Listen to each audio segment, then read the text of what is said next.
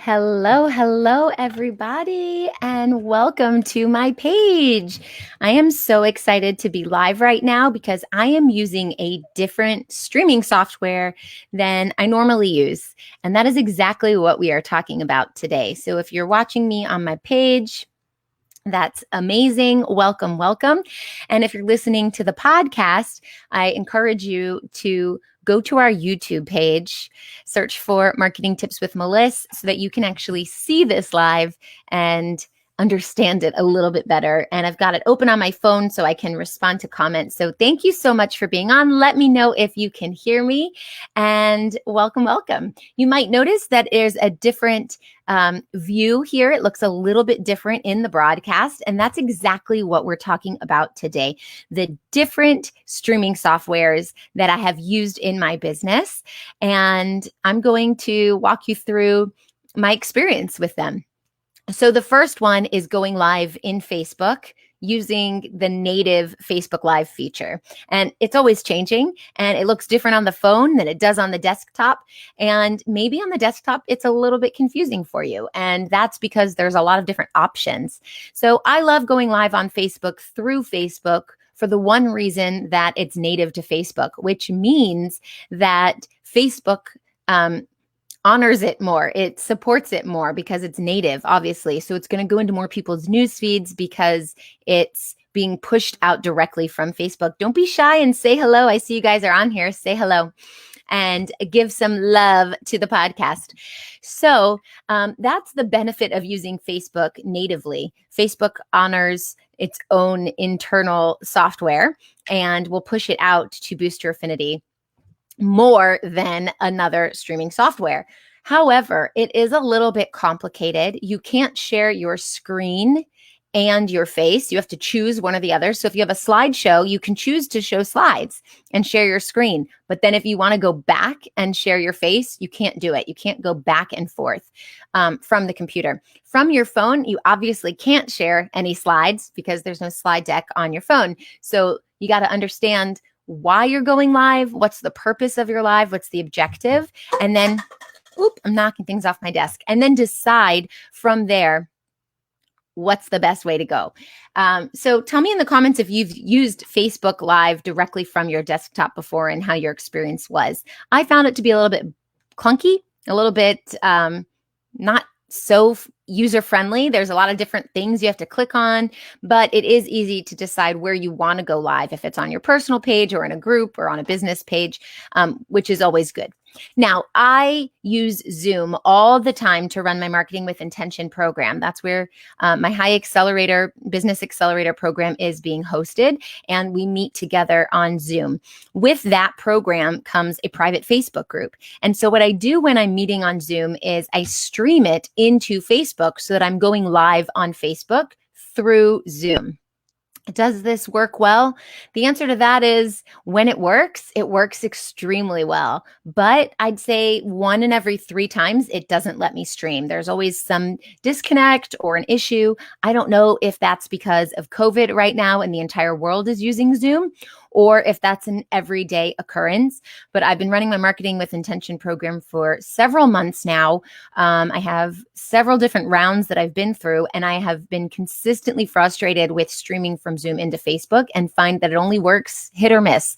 So the way to overcome that is if you're streaming live into Facebook, then obviously it's live, so it happens as it happens. But if you can't do that, you do have the ability to record your video while you're Zooming and then upload it later, which is great because it's a video that you can share in Facebook, but is not great because it's not actually live, which means you're not going to get comments actively while you're on the live. So that's been my experience with Zoom. I love to use Zoom for group programs and meetings, but I wouldn't necessarily say it's the best way to go live in Facebook. That leads me to Be Live, BE Live. And I used that to run my 5-day free challenge group last month called Thanks for the Clients. And so I went live every single day and I used Be Live for that. Well, the first 2 days were flawless, just absolutely beautiful. And I was able to share my face. I was able to share my screen. I was able to share slides. I was able to bring other people onto the broadcast if I wanted to. And I loved all of those features. Unfortunately, on day 3, the audio stopped working. On day 4, the slides wouldn't work. And then on day 5, I decided I'm not using Be Live because it's costing me money and it's causing a lot of problems. I went into their support. I went into their Facebook group, and I'm not the only one that experienced that. There was an overload with how many people were on their server.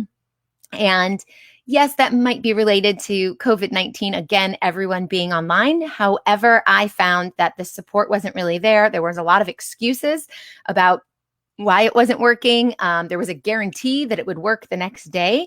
When it didn't work that first day, I complained, obviously. I contacted them and they said, no, we fixed everything. It'll work the next day. And the next day it failed on me again. So I wasn't too happy with them, although I did love all of their features and I loved the interface and it was really easy to use.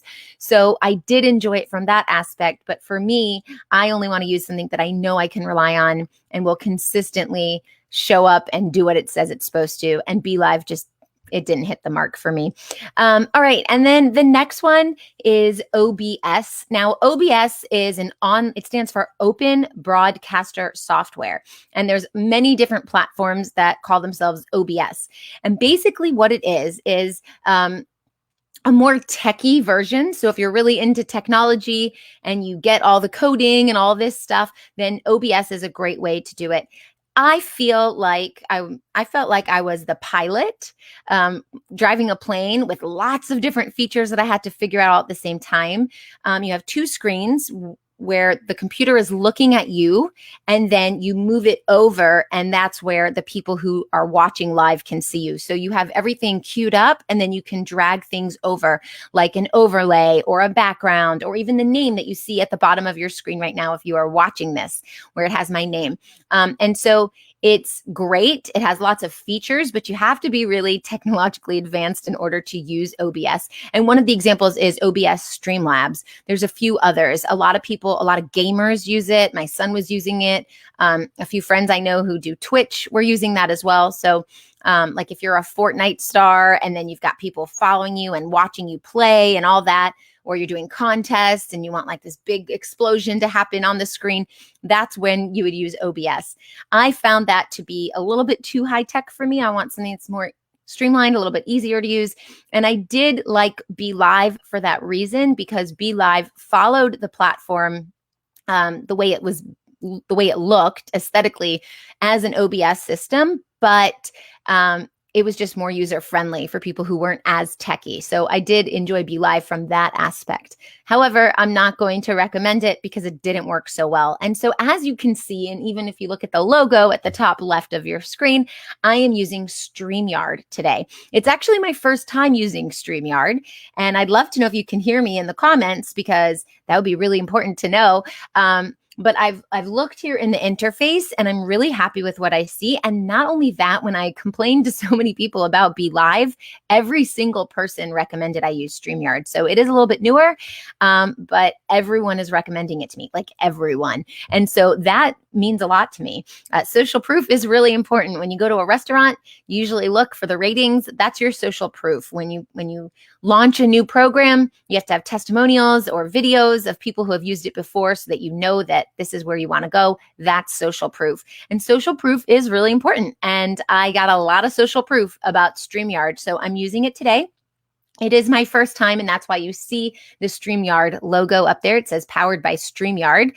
And if I enjoy it and I continue to use it and it does what I want, I will upgrade. And then I will be able to use my own logo, use my own backgrounds. I'm able to put my name at the bottom, which I really love, in my own branded color, which is really special. There are also some overlays, and I could even put a banner. So let's see what the banner looks like. See, the banner says, "This is a great live about going live, hop on." And you can even do a scroll banner as well, where it will scroll at the bottom like ticker tape at the bottom of a news broadcast. So lots of cool stuff that you can do. For me, when I'm looking for a way to go live, the most important thing is that it's going to work. Because if it doesn't work, there's no point, right? And the second most important thing for me is that it's easy to use and there's not so many things that I have to worry about, like reading the comments and clicking here and moving this over. But what I love here about Stream Live is that I have the option to bring people on, and there's many different ways I can position them on the screen, which is really cool. And I'd love to practice using this, bringing other people on so that I can give you more information about my experience. So far, no problems with StreamYard, no problems with Zoom as far as a meeting place, but there is a glitch when it comes to streaming it live on Facebook. And there's many other softwares that you can use to go live from your desktop. So if you have any that you recommend that you've used, I'd love to hear about them in the comments. I hope this helps, and I hope that you can take the information I have here and save yourself the trouble of running through the problems that I've had in the past with streaming online. And just know that there are pros and cons to every software. So you really need to understand why you're going live, who you're reaching. Is it in a group? Is it in a business page? Is it on your personal profile page? Are you going to have guests come on? Are you going to share your screen? Are you going to show slides? Because all of these factors need to go in to deciding what is the best streaming software for you. And also, if you're going to use a microphone, are you doing it from your phone or your computer? When I go live from my phone, I use a ring light and I use a lapel microphone so that you have high sound quality. When I'm going live here at my desk, I use my laptop and my Yeti microphone, which I love, and I use to record all of my podcasts. So you need to take all of these things into consideration when you go live. I hope this helps, and I will see you next time. Bye, guys.